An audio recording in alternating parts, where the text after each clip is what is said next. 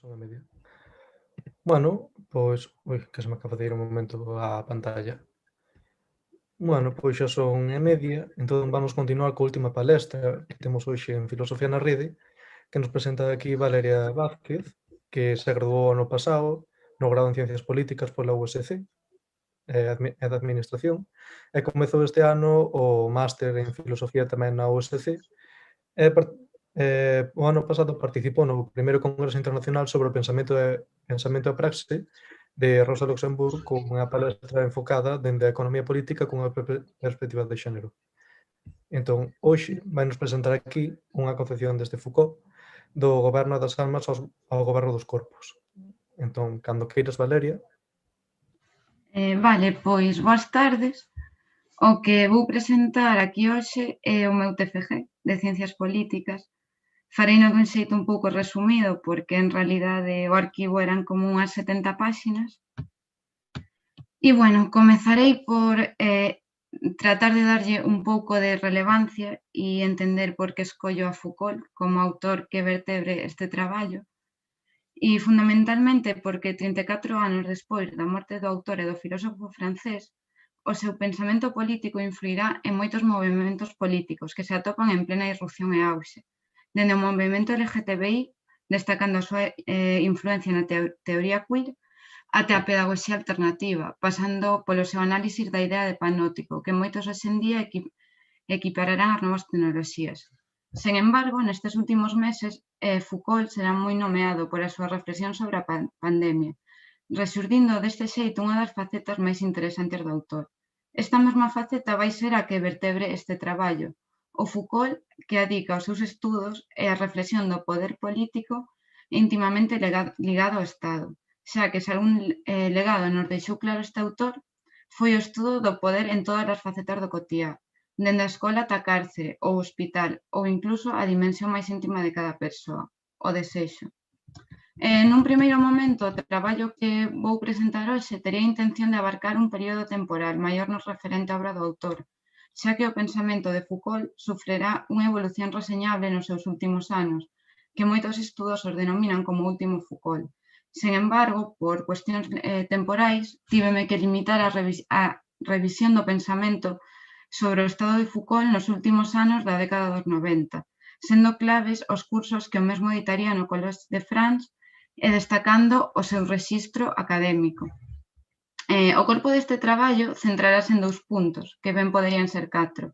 O primeiro deles será o estudo dos dispositivos de seguridade, cuxa función é a consolidación, mantemento e perpetuación do poder político.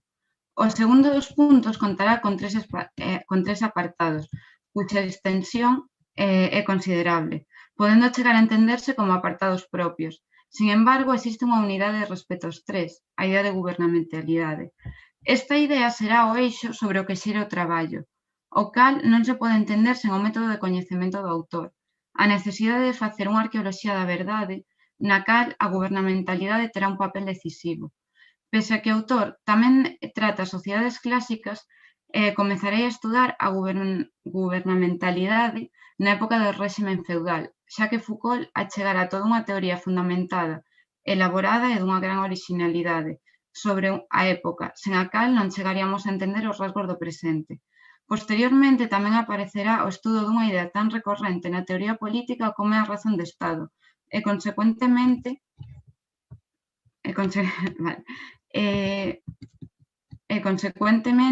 o nacemento do liberalismo. O estudo da gubernamentalidade rematará no neoliberalismo, e no que poderíamos denominar como unha diagnose do presente.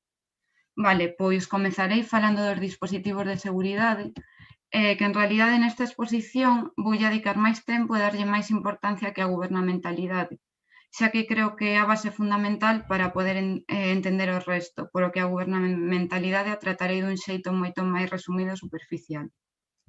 Vale, no ano 1975, Foucault publicaría Vixiar e castigar, o nacemento da prisión.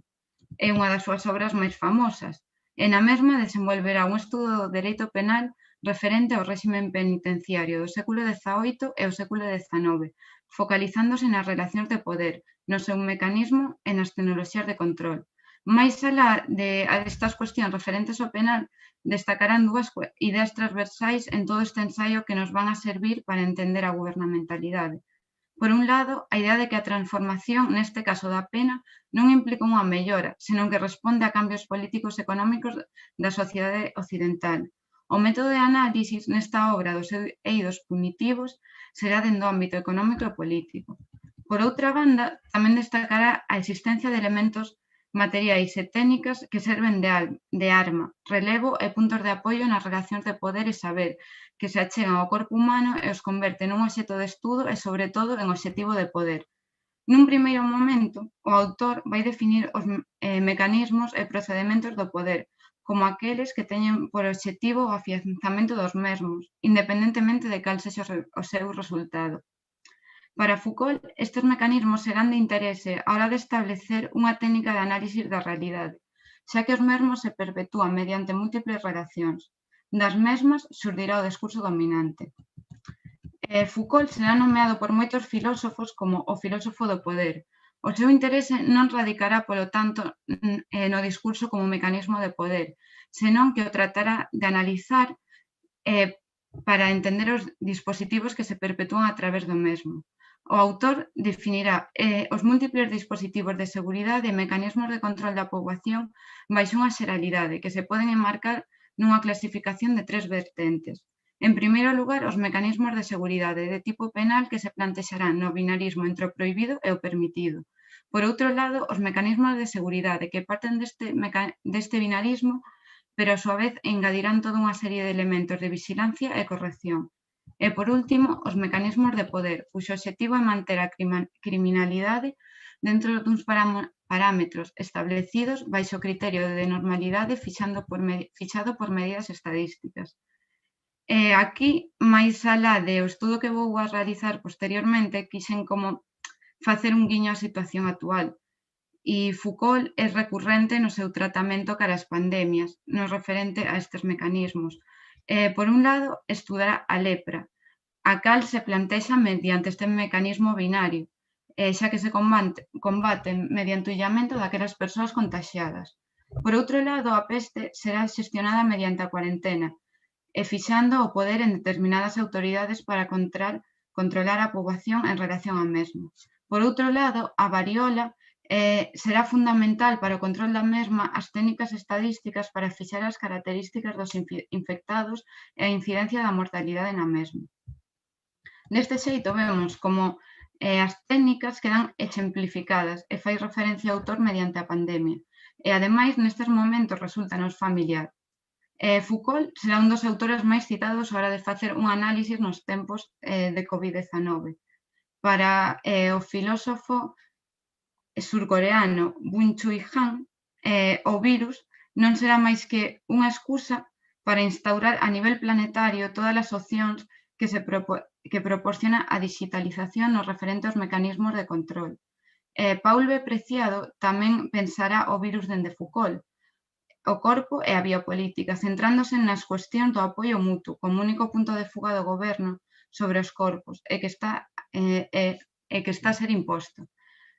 Con Byung-Chul Han, Paul B. Preciados compartirá a crítica e a desconfianza cara as novas tecnoloxías como ferramenta que contribúen á acumulación do poder. Cada unha das técnicas citadas poderémolas asociar dun xeito inmediato a unha época determinada, a Idade Media, a modernidade ou a Idade Contemporánea. Sin embargo, Foucault sinalará que isto é erróneo, dado que todas as técnicas serán dun xeito conxunto. Os castigos medievais nacerán do binarismo entre o permitido e o prohibido, sí, pero tamén os mesmos se caracterizan porque o castigo debe ser exemplificante, sendo isto un mecanismo preventivo. Rexeitada a hipóteses de historicidade de cada un dos mecanismos de seguridade, o autor establecerá unha serie de elementos para poder analizar os mesmos con relación ao poder político. O primeiro deles, quizáis no que máis me deteña, vai ser o espazo. Este vai nos plantexar tres ángulos. A soberanía, a cal se entende exercida sobre un territorio, a disciplina, que recae sobre un corpo, e a seguridade, que corresponde ao conxunto da poboación. Sin embargo, estes non se poderán entender sin a multiplicidade e os diferentes tipos de relación que se establecen entre elas. A poboación non existe sen un territorio e, ademais, faise necesaria a soberanía para que dito poder sexa efectivo. Para entender a relación entre espazo e mecanismos de seguridade, usaremos tres exemplos que Foucault nos plantexa en relación á ordenación territorial á hora da construción de diferentes cidades en Europa. El usará os exemplos de Francia, eu tratarei de explicaros un pouco. A primeira das cidades que nos plantexa é la Maitre. Non sei se o pronuncio moi ben, pero e o proxecto de capitalidade para a Francia da mesma. Terá un marcado carácter político, xa que a capital se establecerá no corazón do Estado para ditarse as leis e o ordenamento moral que non deberá ser a ningún recuncho. Por lo tanto, esta situación territorial terá un marcado carácter simbólico tamén.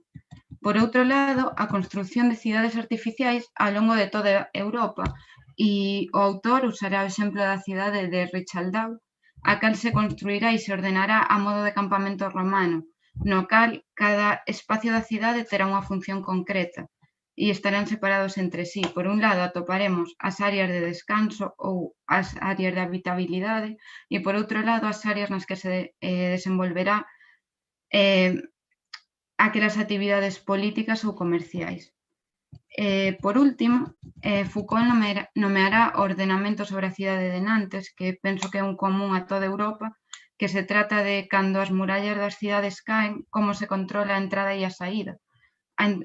Para isto será fundamental reducir o risco de que entre o negativo, tratando de fomentar as entradas positivas como comercio mediante a vixilancia e reducindo as entradas negativas, para o cal será fundamental a vixiancia. Inda así, non existirá unha reducción absoluta.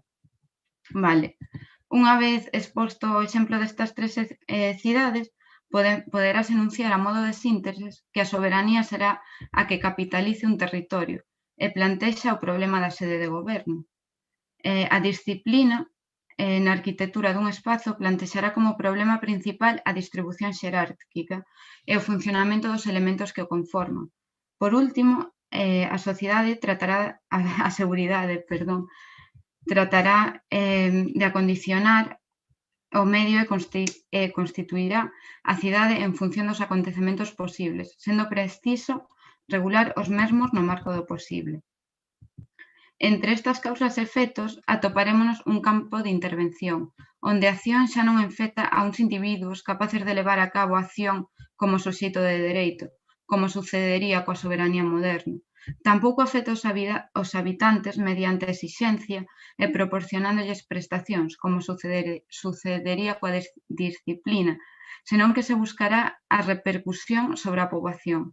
Isto quere decir que os individuos só existen en referencia ao medio no que se van a desenvolver. Polo tanto, a serie de acontecementos producidos polo individuo inferirá de xeito natural no que sucede no seu entorno. A fin de contas, o autor, con este problema, trataría de plantexar unha cuestión transversal a toda a súa obra, que é a naturalidade da especie humana nun medio artificial, e a vez a artificialidade política que se desenvolve legitimada en dita naturalidade da especie, como sucede cas políticas de control da natalidade, na que o artificio se plantexa como natural. A finalidade de todas estas explicacións será desenvolver nun plano fundamental dos mecanismos de seguridade. O medio, xa co exercicio de poder do soberano, non será sobre un territorio, senón que inferirá nun medio determinante sobre a especie humana ao considerar que aí é de onde emerxe a natureza. Outro dos fenómenos aos que aludirá Foucault para tratar de explicar estes mecanismos será a escaseza. Será fundamental para establecer unha relación entre o goberno e o acontecemento, no que cobra gran importancia o sistema económico. Partirá da definición dun economista fisiócrata francés de escaseza, que é Louis Paul Labelle, define este fenómeno como a insuficiencia actual na cantidade de semente necesaria para a subsistencia da nación. A consecuencia primixenia será a alza dos prezos da semente, xa que os posuidores dos mesmos tratarán de acumulalo. Tamén as crisis de xeito inmediato daránse nas cidades e, consecuentemente, existirá a posibilidade de revolta, cuestión que os gobernantes tratarán de evitar ante todo. A explicación dada a dita escaseza dende a antigüedade ata comezos da modernidade será a mala fortuna, cuestión que inequívocamente nos recordará a Maquiavelo e o seu afán para instruir o príncipe para poder xestionala. Este xeito de entender a escaseza como castigo divino a causa da mala índole humana será superado na modernidade. Fronte ao problema da escaseza en Europa no século XVII aparecerá o mercantilismo como técnica de goberno e de xestión da economía, cuxo fin non será a erradicación da escaseza en si mesmo, senón a súa prevención. Fundamentalmente vaise basexar na limitación dos prezos e na limitación dos dereitos de almacenamento, exportación e cultivo. O fin último destas políticas, según Foucault, será o mantemento dos precios de grao baixo para que os habitantes das cidades teñan acceso á alimentación cos seus limitados salarios, a vez que se dá unha reducción moi acusada da ganancia dos campesiños. Para Foucault, o gran principio político desta época será a regulación a baixa dos prezos da venta de grao, en consecuencia tamén a regulación das rendas campesiñas, o custo da compra e o salario para a xente das cidades. Toda esta serie de medidas evitarán que sucedan revoltas nas cidades. Sin embargo, este sistema basexado no abaratamento generalizado non poderá dominar certos factores, como as condicións climáticas, que teñen por consecuencia a escaseza. Coa chegada do século XVIII, desenvolveránse os enfoques fisiócratas, os cales serán fundamentais para a introdución dos dispositivos de seguridade. Esta teoría, no afán de limitar a escaseza, plantexará a liberdade de exportación debendo manter o prezo da semente nos períodos de boas colleitas para evitar o afundimento. Por unha banda, limítanse as importacións mediante aranceis para evitar os baixos prezos do mercado interior. A diferenza que, co modelo mercantilista, a escaseza non é entendida como un mal nunha división binaria entre o ben e o mal, senón entendida como un fenómeno natural sobre o que se debe operar, intentando influir sobre o acontecemento da realidade da semente. Será neste momento no que se comezará a introducir os dispositivos de seguridade. Fronte a estas políticas fisiócratas, que finalmente fracasarán, serán múltiples as voces que se levantarán. De todas elas destacará o economista Paul Abel, que enunciará que a escaseza en sí mesma non pode existir, xa que a súa definición estrita levaría a erradicación de poboacións enteiras, senón que a existencia de momentos de escaseza, pero que estes serán regulados nunha referencia espaciotemporal. Polo tanto, este fenómeno de carestía de semente a froito dunha mala colleita nun momento determinado implicará de por sí unha serie de mecanismos colectivos e individuais que a corrixan e compensen, fren e finalmente anulen o fenómeno. Ante isto plantexarase un análisis do mercado, pero tamén do deber do mesmo e do que deberá suceder. A aplicación de dita doutrina darase por o lado da produción e o seu proceso completo, pero tamén por o lado do mercado e a búsqueda dun aumento do mesmo. A poboación será a vez produtora e consumidora e, polo tanto, obxectivo de intervención. A supresión da escaseza postúlase como a legitimación da disciplina. Sen embargo, as penurias que fan morrer os individuos siguen presentes. Neste momento, o centro da acción política non será un individuo en particular, senón a poboación, sendo o primeiro un elemento para obter os obxectivos precisos en dito plano. Abel apuntará algo fundamental.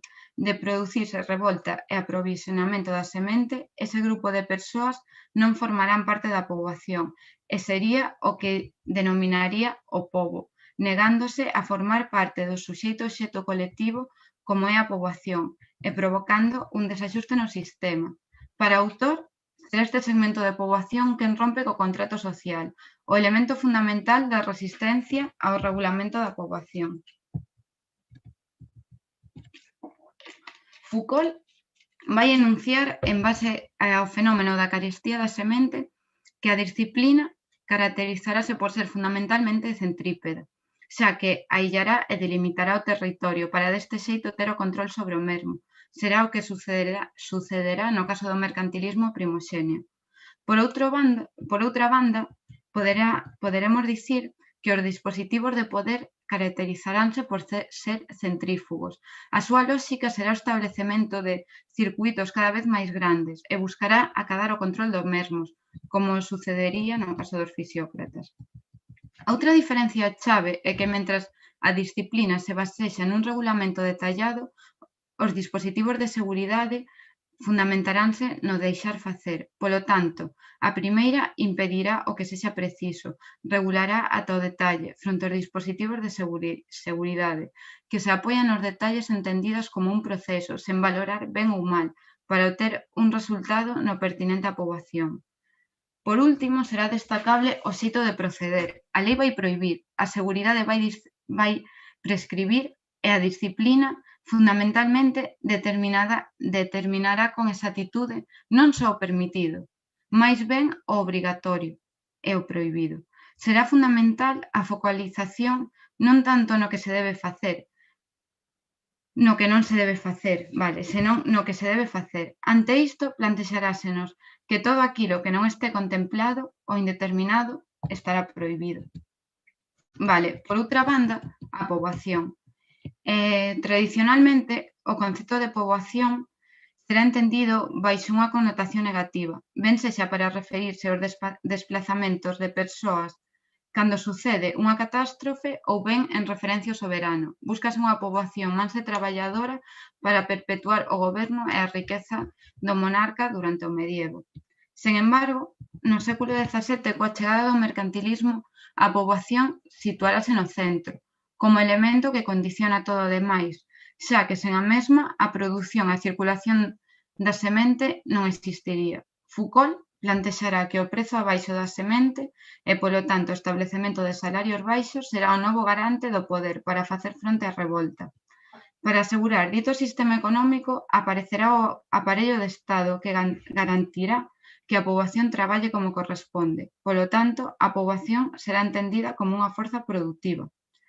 A unidade dentro do pensamento, do proxecto e da práctica mercantilista será constituída por poboación, principios de riqueza, forzas productivas e reximentación disciplinaria. No século XVIII xa non será unha poboación sometida á vontade do soberano, senón que se entenderá que o mercantilismo, baixo que se exerce o poder sobre a mesma, debe os seus aspectos naturais a partir deles.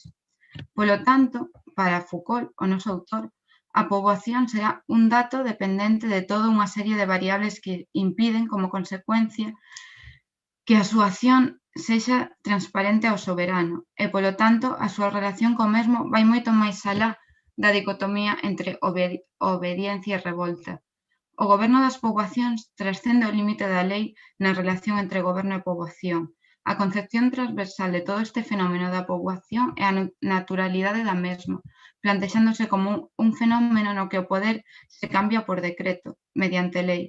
Polo tanto, o ámbito de actuación da lei será un fenómeno aparentemente alonxado da poboación, pero que na súa combinación terá unha repercusión directa. Estas técnicas de poder vanse basexar nun cálculo, análisis e reflexión para actuar directamente sobre a poboación. Deste xeito, a organización e a racionalización dos métodos de poder sufrirán unha mutación moi importante.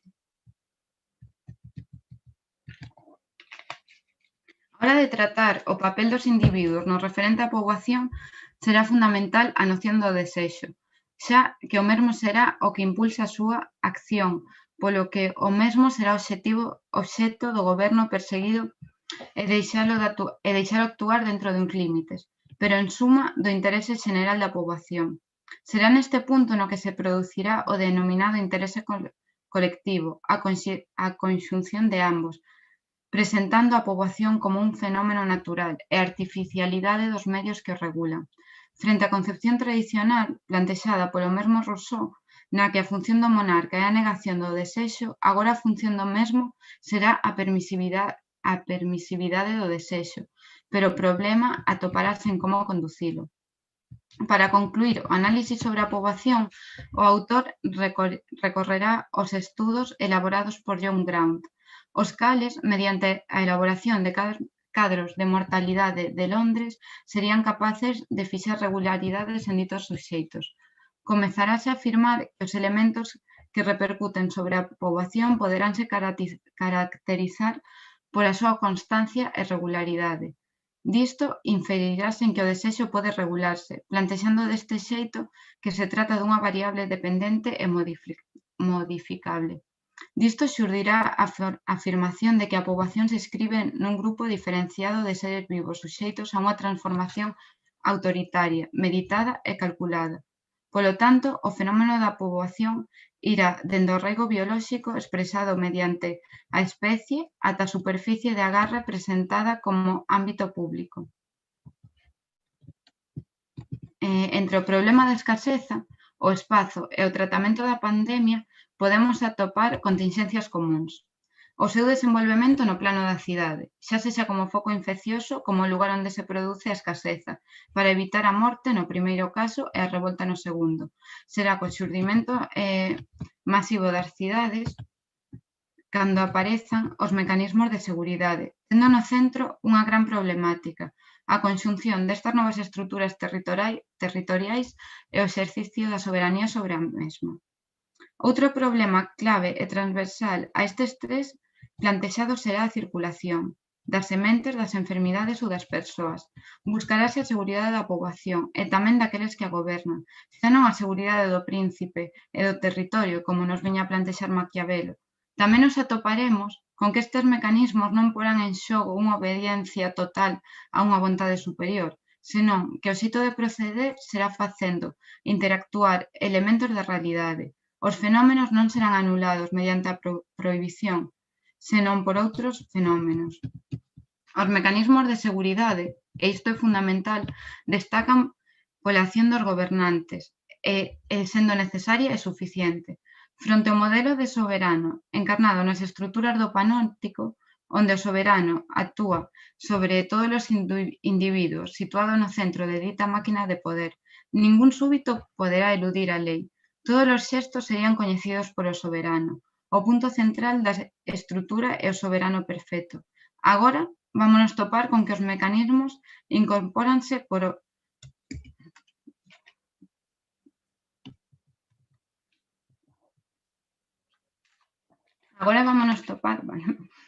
con que os mecanismos incorporados polos que gobernan non se basexarán nunha vixilancia exhaustiva de xeito individual, senón que nunha serie de mecanismos cuxo suxeito non será o individuo, senón a poboación, onde a individualización vai xogar un papel fundamental.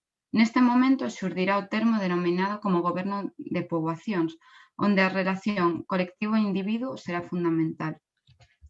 Plantexados mecanismos de poder, aínda que Foucault, nos seus cursos do Collage de France, trata moitos máis, considerei estes os tres fundamentais para poder pasar ao estudo da gubernamentalidade. Vale.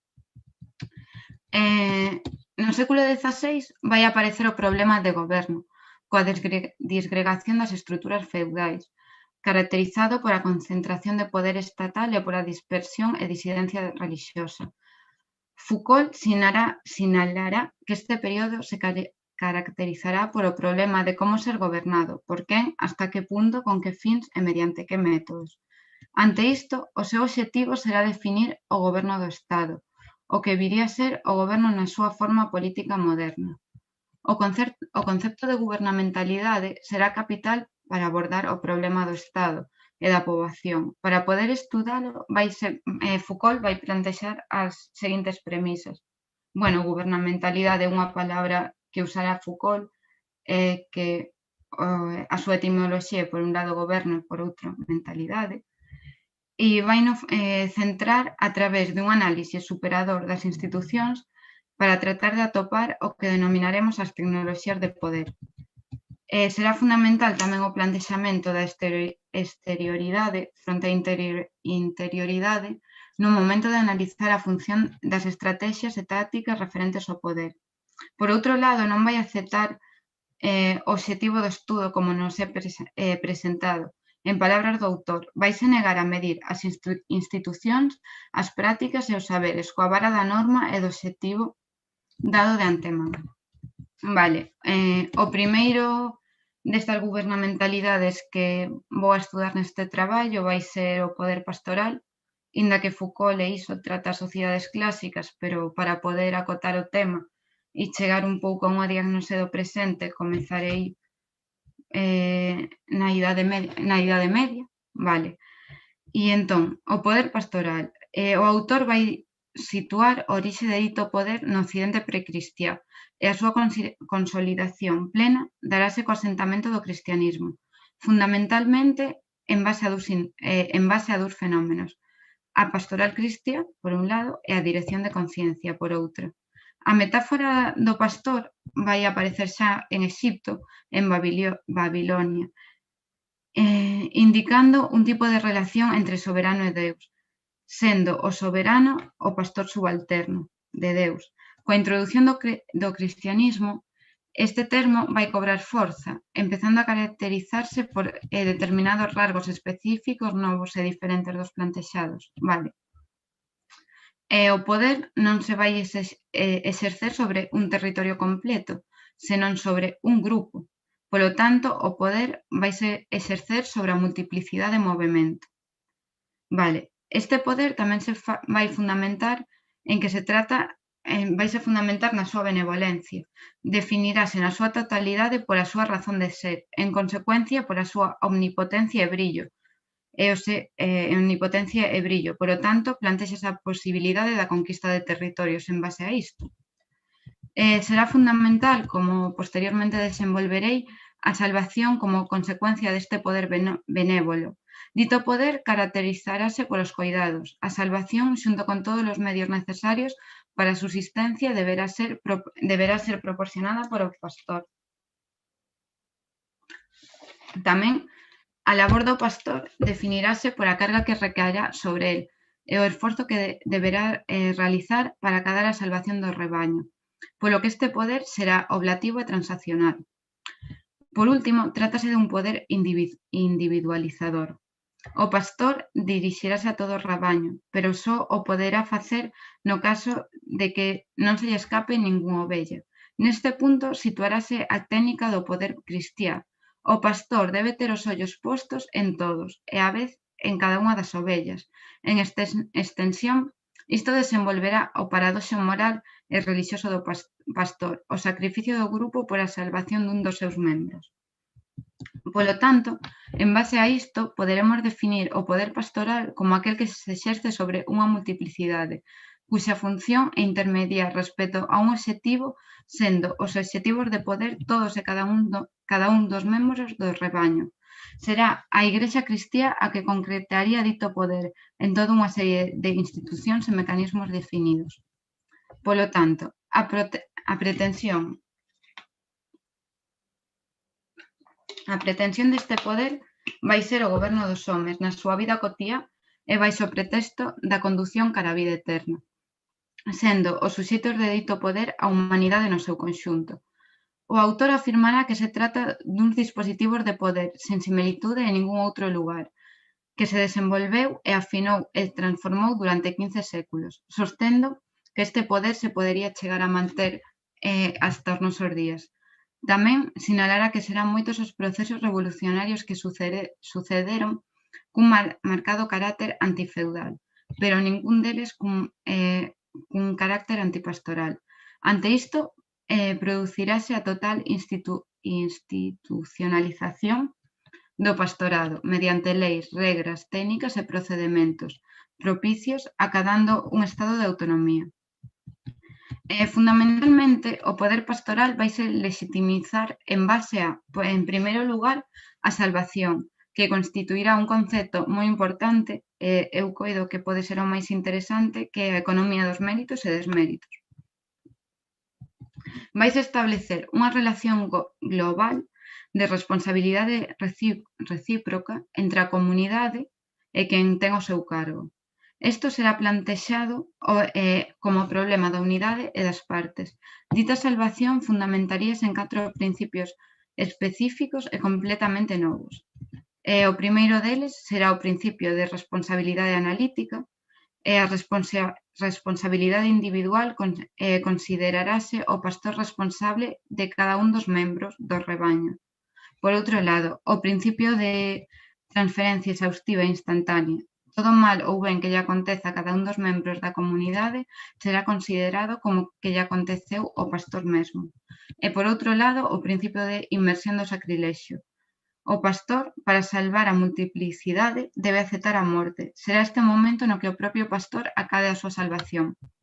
En base a isto, dito principio de salvación e rexéndose por estes principios topámonos coa idea que se traballa dende a interioridade e ten por resultado a elaboración dunha relación global. Todo isto contribuirá á denominada economía dos méritos e dos desméritos, que deberá ser manexada polo pastor sin ningún tipo de certeza por parte de ningún dos suxeitos respecto á súa salvación. Por outro lado, o papel da lei no poder pastoral plantexarase como unha relación de dependencia integral. O pastor cristiá organizaría o denominado como instancia de obediencia pura, sendo esta entendida como un tipo de conduta unitaria e cunha alta valoración, plantexándose a razón de ser en sí mesmo. Polo tanto, vaise caracterizar, en primeiro lugar, por unha dependencia integral. A lei establecerá unha relación de sometemento dirixido polos principios de obediencia cristiá, na que o individuo debe aceptar o imposto. Deberemos ter en conta que isto tamén será aplicable a laicos, pero con maior intensidade aos monxes e xerarquía eclesiástica, que será quen exerzan o poder pastoral. Por outro lado, esta lei plantexará unha relación non finalista. O fin último do cumprimento da lei vai ser a lei en sí mesmo. Obedécese para chegar ao estado de obediencia. Neste momento xurdirá unha idea que chega moito ata os nosos días, que é a idea de humildade. Según Foucault, gañará gran valor e consistiría en asumir que toda a vontade e valoración propia vai ser mala e, a fin de contas, unha renuncia. Por último, a relación coa verdade. A produción de verdades ocultas por o pastor plantexará a tarefa fundamental da ensinanza. Esta non terá un carácter unidimensional, senón que o pastor ensinará co exemplo da súa propia vida. Este xeito de ensinanza non debe ser global nin xeral, senón que o pastor se adaptará a cada individuo para facer chegarlle o acontecemento. Disto podemos derivar as seguintes condutas e que serán fundamentais para entender o poder pastoral. Nun primeiro lugar, a dirección da conduta do cotiá.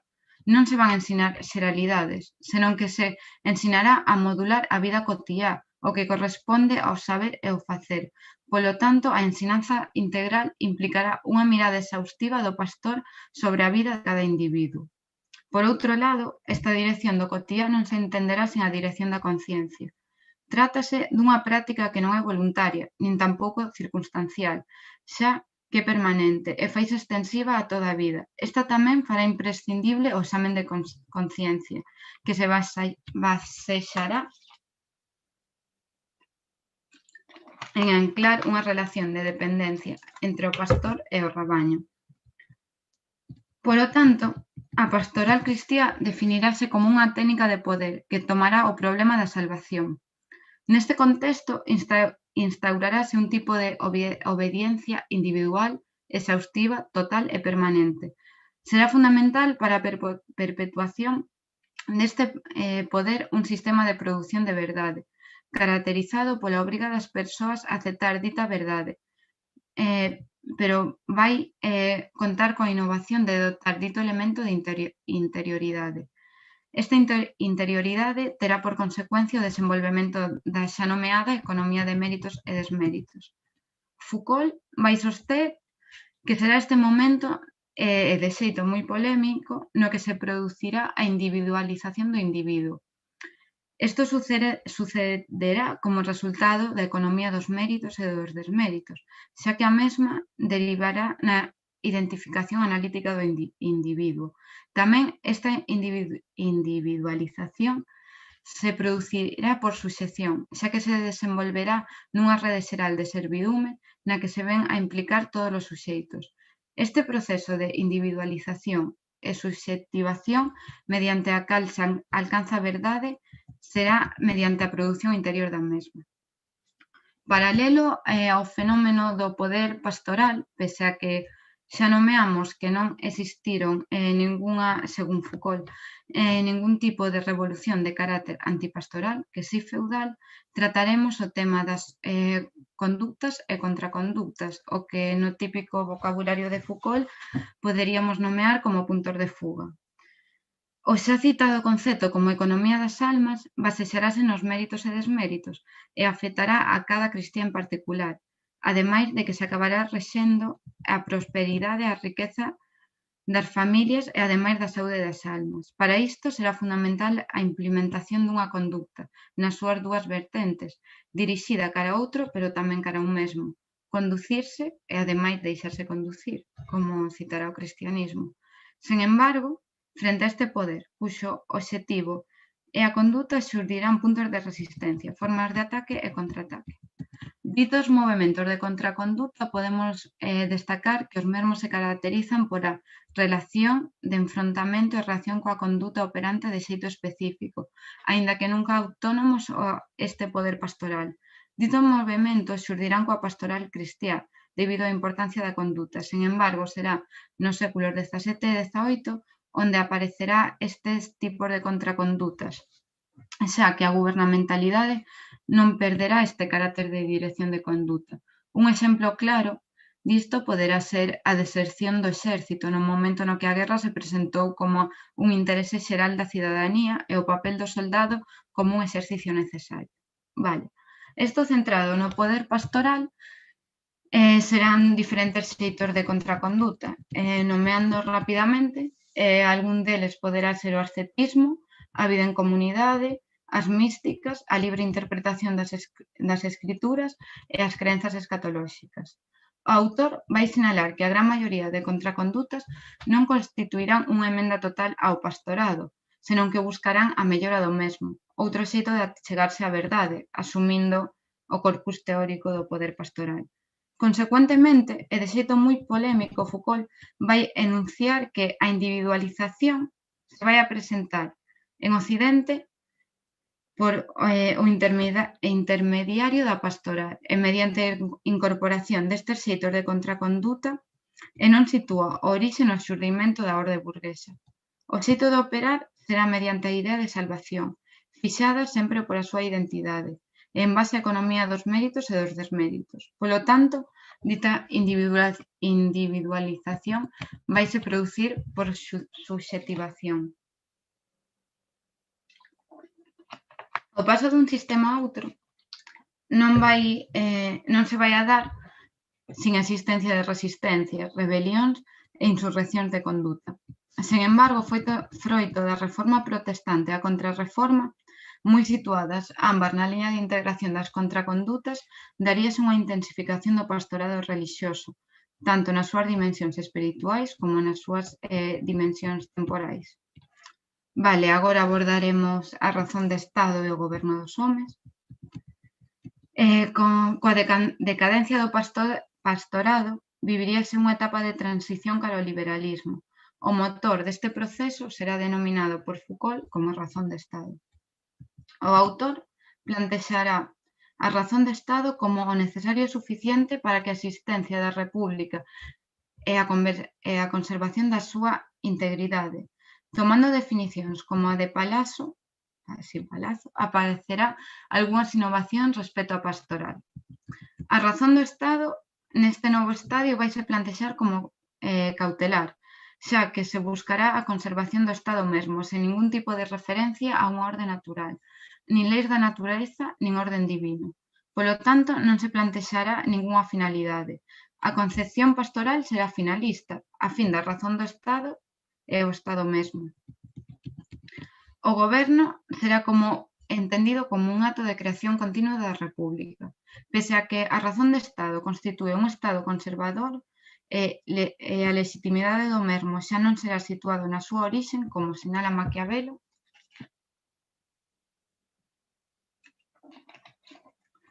xa que a razón de Estado é o momento presente, o mesmo é a súa conservación, polo que non hai un punto inicial nin tampouco vai haber un punto final.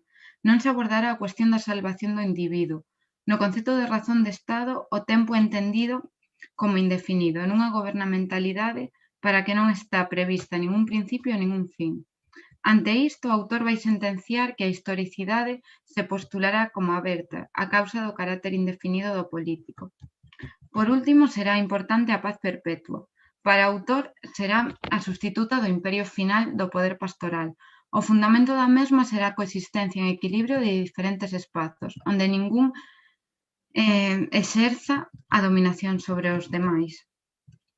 Para Foucault, a súa intención fundamental non vai ser facer unha historia ou xenealoxía do Estado, senón que vai reflexionar acerca do mesmo, para acadar o plantexamento de que o Estado é unha práctica, xa que no seu prisma non se pode desenvolver a partir de si mesmo, nin tampouco o seu funcionamento sobre os individuos é mecánico, senón que se trata de todo un conxunto de prácticas sobre o individuo que faría chegar a unha determinada forma de goberno.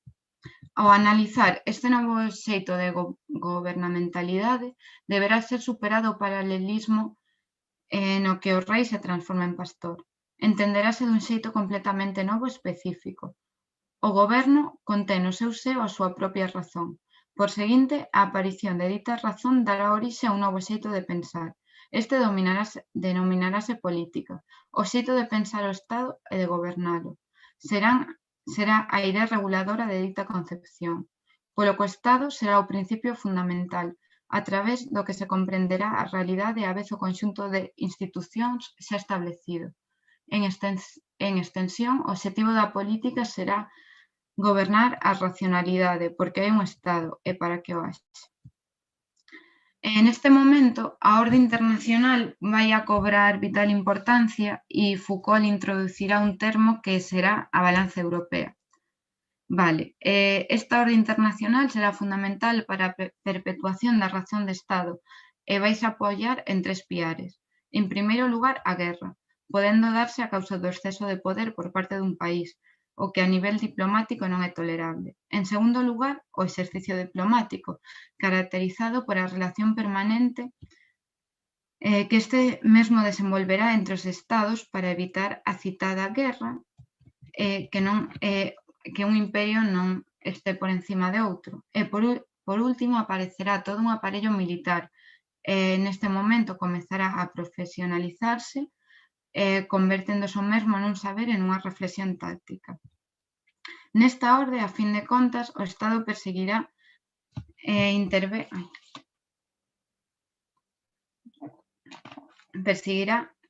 inverter a relación de forzas en beneficio propio, a vez que non se desestabiliza o equilibrio no seu conxunto. A modernidade caracterizarase en base a toda arte de goberno que se desenvolva neste campo relacional de forzas, pero non só será nun orde internacional máis alá do corpo militar para manter este equilibrio. Tamén será preciso manter a orde no seo do propio Estado, a vez que a forza do Estado se ven incrementadas. E será este o momento no que xurdirá un tema ampliamente estudado por Foucault, que será a policía. Este aparello será o cálculo e a técnica que vai permitir o establecemento dunha relación movível, pero a súa vez controlable, entre orde interior do Estado e o crecemento das súas formas. Vale. Coa chegada do século XVIII serán múltiples as escolas de economistas que fronte á razón de Estado propoñen a razón económica, sendo a mesma a que constitúe unha nova racionalidade que implica un xeito totalmente diferente de concibir o Estado. Esta nova racionalidade terá certas características específicas. Nun primeiro lugar, a naturalidade da sociedade, entendida en termos económicos, o que daría en chamarse a famosa man invisible, sen a vez o dominio do saber e da intervención sobre o mercado. O xurdimento da poboación baixo o termo de sociedade civil, entendida como produto e resultado do Estado, sendo este quen debe xestionar dita sociedade. Tamén será fundamental que a poboación xa non se trata dun conxunto de súbitos, senón dun agrupamento natural cuxa relación se rexe por unha serie de interaccións e establecemento dun vínculo que non é promovido polo Estado. Será fundamental a limitación do goberno e a garantía sobre os procesos plantexados polo mercantilismo como naturais. Polo tanto, a xestión da sociedade civil non terá por obxecto o impedimento das cousas, senón que a regulación necesaria e a naturaleza actúe, incluso establecendo regulacións que aseguren dita naturalidade basexada na veridición en base ao mercado, a man invisible. Ante isto, a liberdade dos individuos será un elemento indispensable para a realización de dita gubernamentalidade. Vale. Por último, entenderase para pechar xa esta razón de Estado e o liberalismo, o dereito será moi interesante sinalar o seu papel.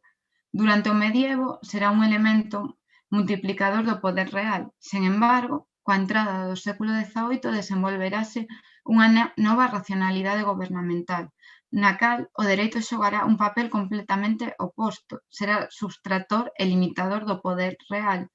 Presentarase as teorías do dereito natural que postulan dereitos imprescribibles de todos os cidadáns e que ningún soberano terá dereito a transgredir. Ante isto, poderánse enunciar que todo dereito na era da razón de Estado xa non é extrínseco, senón que regulará internamente a racionalidade gobernamental. Vale. Polo tanto, a economía política neste momento vai autolimitar a acción do goberno en función da natureza sobre a que do que fai que o soberano o que recae sumarase a cuestión da verdade que explica cando dita natureza é sobrepasada. Neste momento as prácticas que nunca deixaron de ser deliberadas sufrirán transformacións nos seus principios de racionalización respecto ao momento no que se asenta a razón de Estado. A actividade gobernamental transformará o seu réximen de verdade, desprazando todas as cuestións que se plantexaban con anterioridade á arte de gobernar, establecendo unha división fundamental entre o verdadeiro e o falso. A cuestión a abordar a partir de agora será o novo réximen da verdade como principio de autolimitación do goberno. E, como queda pouco tempo, vou pasar xa ao neoliberalismo. Vale. Neste último punto, trataremos o que Foucault denominaría como a fobia ao control estatal. Para poder abordar o tema, Foucault non vai recorrer a unha teoría do Estado, xa que no entramado do seu pensamento sobre a gubernamentalidade é fundamental comprender que o Estado non se plantexa dun xeito uniforme ou universal nin esencialista, por o que o Estado por si mesmo non supón unha fonte de poder autónomo. O autor vai definir o Estado para poder entender este análisis que fai do neoliberalismo como efecto móvil dun réximen de gubernamentalidades múltiples, polo que non tratará de buscar o segredo do Estado nas súas entrañas, senón que examinará o problema dende a articulación das prácticas da gubernamentalidade. Vale. O autor vai nos plantexar dous neoliberalismos diferenciados, o primeiro alemán e o segundo americano. Vale. O neoliberalismo alemán será estudado en relación á fobia de Estado, que tería como resultado o neoliberalismo primoxenio, debéndonos remontar a Alemaña de posguerra e o New Deal, momento no que para o autor xurdirá o denominado neoliberalismo alemán. Para abordar o tema, comezaremos na crise do 29 en Estados Unidos e o xurdimento das políticas keynesianas.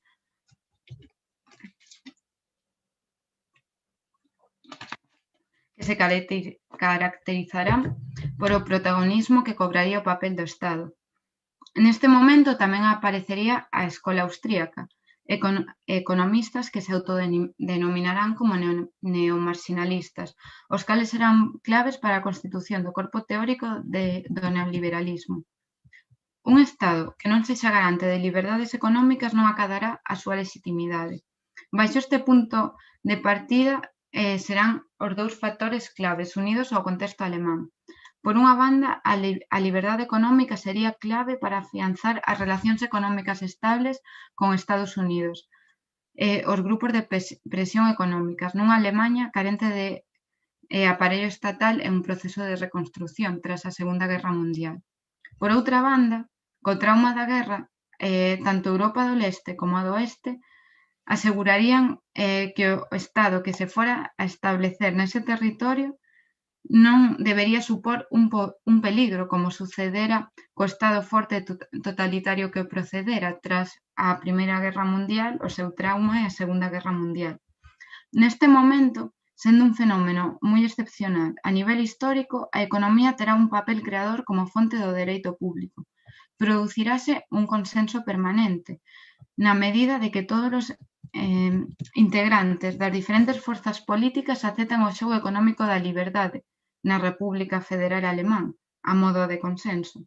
Esta adhesión ao sistema liberal non só se producirá por parte do Estado mediante unha suma de institucións económicas e políticas, senón que se producirá unha adhesión global da poboación a este réxime de sistema. A diferencia clave respecto ao liberalismo histórico será que, mentres que esta doutrina o liberalismo clásico vaise despregar sobre un Estado existente e cunha territorialidade determinada. O Estado alemán exiríase sobre unha territorialidade non estatal, con a Alemanha dividida, cuxa característica base e legitimadora será a liberdade económica. Unha serie de autores, e para entender o liberalismo alemán serán claves os que se denominarán como a Escola de Friburgo, que terán o mesmo punto de partida que a Escola de Frankfurt, que o punto de partida de ambas será o análisis de Max Weber, co seu plantexamento dende a perspectiva sociolóxica, económica e política, que se denominaría como racionalidade do irracional das sociedades capitalistas, que entenderán este problema enunciado fronte á doutrina de Marx, cuxo obxectivo de estudo, de xeito moi resumido, poderíamos sinalar que son as lóxicas contraditorias do capital. Sen embargo, partindo desta base, ambas escolas tomarían camiños moi diferentes. Os ordoliberais, ou Escola de Friburgo, buscarán a recuperación da racionalidade económica para así poder anular a irracionalidade social do capitalismo. Sen embargo, a Escola de Frankfurt interrogarase sobre cales poderían ser a nova racionalidade social capaz de anular a irracionalidade económica. Dúas solucións para un mesmo problema, no que resalta a importancia da influencia de Max Weber. Polo tanto, darase unha renovación clara da arte do goberno liberal. A figura de Schumpeter será clave para comprender isto. El, ao igual que os ordoliberais, consideran que a diferencia do que postulan os marxistas non hai ningunha contradición interna entre a lógica do capital e a súa acumulación, polo que dende o punto de vista económico o capitalismo é viable. Entre os economistas austríacos e ordoliberais establecerase unha serie de diferenzas. Para os primeiros, darase unha fatalidade histórica a causa das tendencias monopolistas, que favorecerán a centralización e concentración do poder, polo que acabaría desembocando no totalitarismo que conduciría a Segunda Guerra Mundial. Postulado isto, definirano como evitable, pero require un gran esforzo no que o Estado deberá xogar un papel importante para evitar a perda do dereito. Fronte a isto, os ordoliberais postulan que calquer tipo de intervención directa por parte do Estado vai ser inadmisible, xa que implicará os erros de planificación que tamén repercutirán sobre as liberdades fundamentais.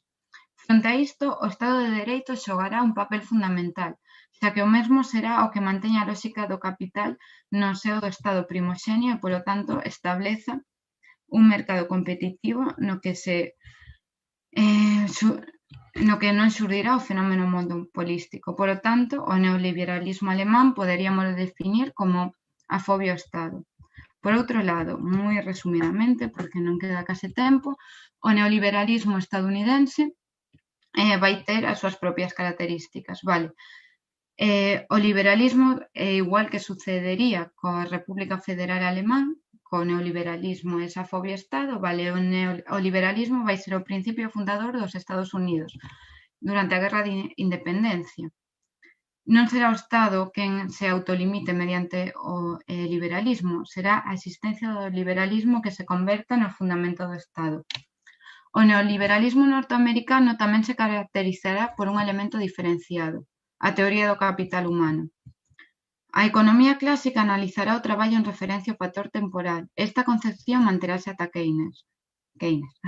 Marx, a hora de abordar o traballo e o tempo, sumarase a forza empregada, que fará do mesmo un produto de mercado, cuxo obxectivo é a produción de valor, e unha parte da mesma será arrebatada ao obreiro, producíndose deste xeito unha abstracción do obreiro respecto ao seu traballo. Para os neoliberais, os que reintroducirán a cuestión do traballo no análise económico, situando esta abstracción respecto ao traballo non como a causa do capitalismo, senón da teoría económica. Adam Smith e as súas análisis económicas constituirían un estudo das relacións de produción, intercambio e consumo. Os neoliberais recentrarán a cuestión e centrarán o seu estudo económico no comportamento do individuo a hora de asignar recursos que son escasos e, a fin, excluíntes entre sí. A economía xa non se trata de análisis de procesos, senón análisis dunha actividade e da racionalidade interna da mesma. Ante isto, o problema do traballo será abordado dende unha nova óptica.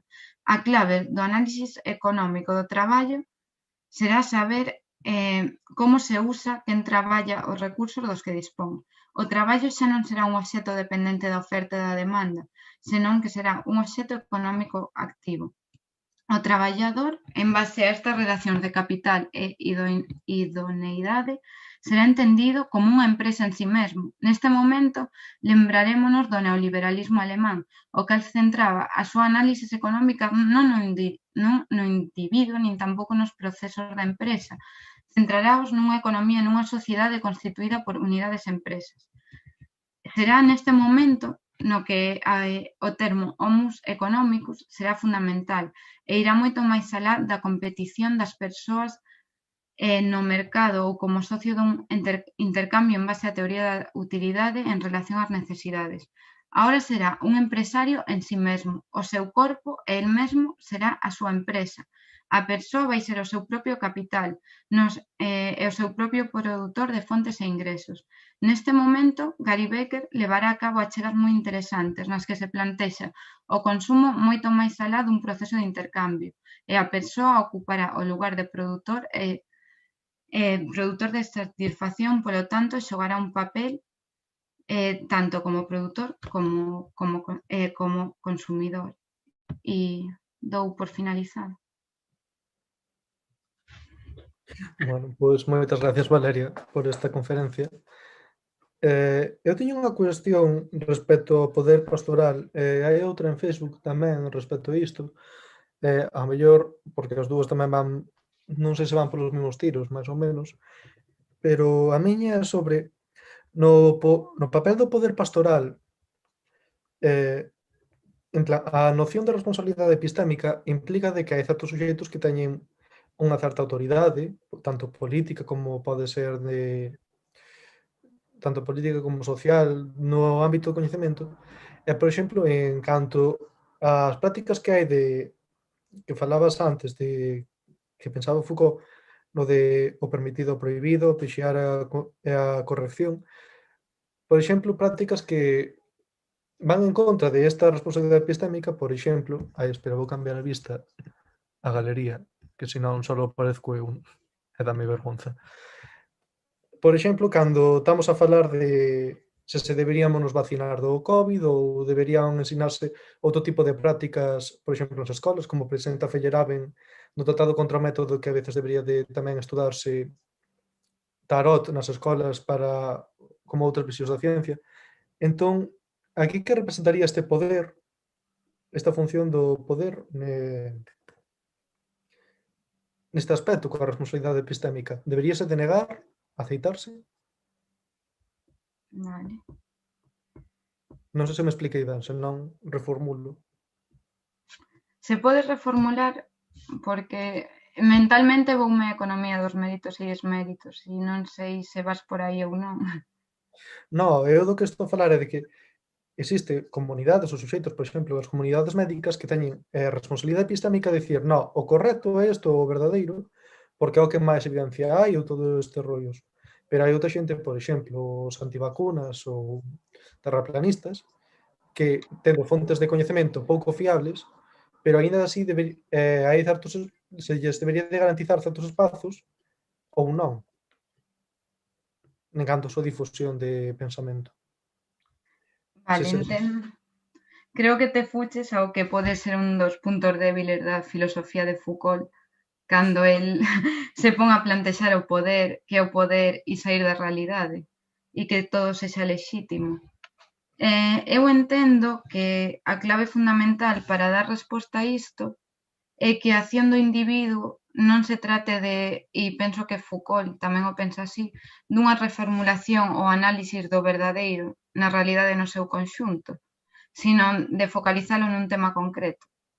Non é o que opino eu, pero supoño que Foucault, o exemplo que puxeches que pode ser o controvertido dos antivacunas ou terraplanistas, baixo a súa dúbida ante todo, sí que sería favorable a dar certo espacio a todo ese pensamento e a súa finalidade sería crear eses puntos de fuga no sistema que non sabemos moi ben tampouco onde quere chegar Foucault. Na súa última etapa sí, pero cando escribe estes cursos no Collage de France, nos anos 70, só pon en dúbida todo e fala de mecanismos de control. Non sei se... Sí, de acordo. E despois hai unha cuestión en Facebook que che leo agora, é que teño aquí, bueno, que dice Leopoldo, que pon: "El papel de uso de los móviles en el presente contexto, como órgano de extensión de nuestro cuerpo para ver cartas en restaurantes, etcétera, ¿cómo se puede explicar desde esta propuesta del poder pastoral?". Que difícil. A ver, eu aquí recordo... Igual me vou un pouco do poder pastoral, pero Gun Chuilan, ou non sei moi ben como se pronuncia o nome do filósofo surcoreano, el cando estuda o virus actual, fala moito do sistema implementado en Corea do Sur, no cal as tecnoloxías se volven en básicas para o control da vida e esténdenos un pouco esta idea do panóptico. O uso dos móviles, é que non entendo moi ben a relación en concreto con poder pastoral e non, por exemplo, con panóptico ou neoliberalismo. Si a pode aclarar. Non sei, porque tamén esta pregunta formulouna hai 30 minutos. É que me estendí moito en poder pastoral. Non pasa nada. A ver, pero supoño de que isto, como órgano de extensión ao noso corpo, nese sentido de que, bueno, quizás estou meio metendo onde non me chaman, porque tampouco son un experto nestes temas, pero no sentido de extensións corporais de como de novas tecnoloxías de que se volven necesarias para o desenvolvemento das nosas relacións económicas e sociais. Pero bueno, tampouco entendo moi ben a pregunta, sendo sincero. Claro, eu supoño que as tecnoloxías, se as podemos asociar con algo do corpus teórico de Foucault, é coa idea de panóptico, non? E moito máis con cousas que se nos plantexan hoxe en día como Big Data, que nos manteñen constantemente alerta e se plantexan certas cousas como que a incidencia do confinamento foi seguida dende os móviles.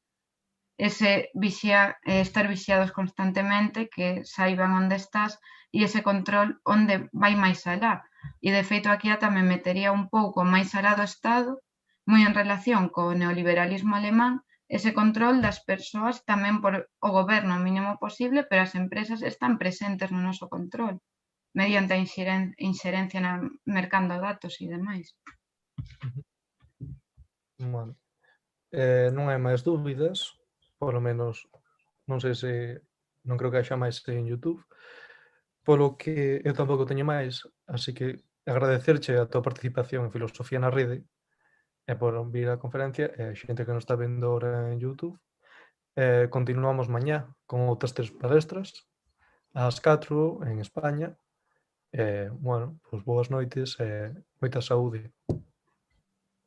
Chao, gracias polo teu traballo. Bueno, moitas gracias a vos. Adeus.